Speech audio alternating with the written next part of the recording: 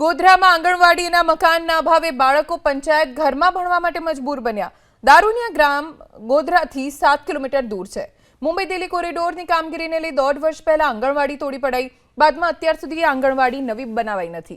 પરિણામે ગામના 40 થી વધુ બાળકો પંચાયત ઘરમાં અભ્યાસ કરવા માટે મજબૂર બન્યા।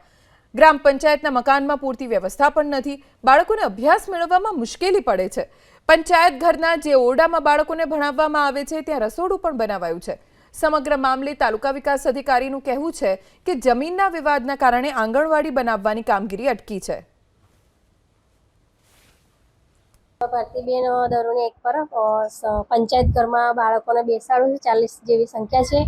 મને સ્ટોક બી એક જ ઓરડામાં સ્ટોક મૂકવાનો અને રસોડું બી છે અને બાળકોનો બી બેસાડો એટલે બોર્ડ બી કશું બનાવવાને તકલીફ બહુ પડે છે। એટલે એક જ ઓરડામાં મુશ્કેલી પડે છે। તો નવી આંગણવાડી જગ્યાઓનો મંજૂર થાય એ રીતે 1.5 વર્ષથી અમે આ છોકરાને અહીં બેહાડીએ છીએ। 1.5 વર્ષ થઈ ગયું, તોડી નાખેલી છે। હા, રસોડું અને બધું અંદર ને અંદર એક રૂમ આપેલો છે, તો એક રૂમમાં બધા છોકરોય પણ હમાતો નથી। છોકરોય બહુ વધારે આવે છે પણ હમાતો નથી। એમ અમારી રજૂઆત એવી છે કે આ બાલવાડી બનાવી આપે તો સારું। એમ ગોધરા તાલુકાના દરુણિયા ગામે ભરતમાલા રોડ નીકળવાથી રસ્તામાં આંગણવાડી આવતા આંગણવાડી ડિસ્બેન્ડ કરેલ છે।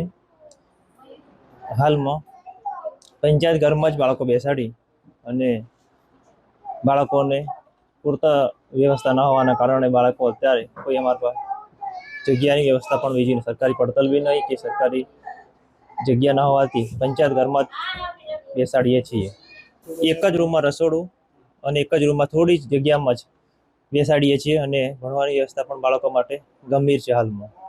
હા, જે ગોધરા તાલુકામાં અહીંયા નજીક દરુણિયા ગ્રામ પંચાયત આવેલી છે, ત્યાં જે તે વખતે લગભગ 1.5 વર્ષ પહેલાં જે નેશનલ હાઈવે ઓથોરિટી દ્વારા જે અમારું મકાન હતું પંચાયતનું આંગણવાડી, એ તમામ જે તે વખતે તોડવામાં આવ્યા હતા અને એમાં જોગવાઈ છે કે એ લોકો ફરી આપણને બનાવી આપતા હોય છે।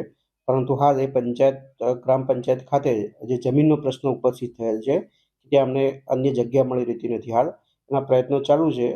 દાતા દ્વારા એક લગભગ વાતચીત થયેલ છે અને આપવા તૈયાર છે, પણ એમાં આગળ રસ્તાનો પણ પ્રશ્ન છે થોડો। એ જગ્યાનો પ્રશ્ન સોલ્વ થતાં નેશનલ હાઈવે ઓથોરિટી દ્વારા તાત્કાલિક બનાવીમાં આપવામાં આવશે।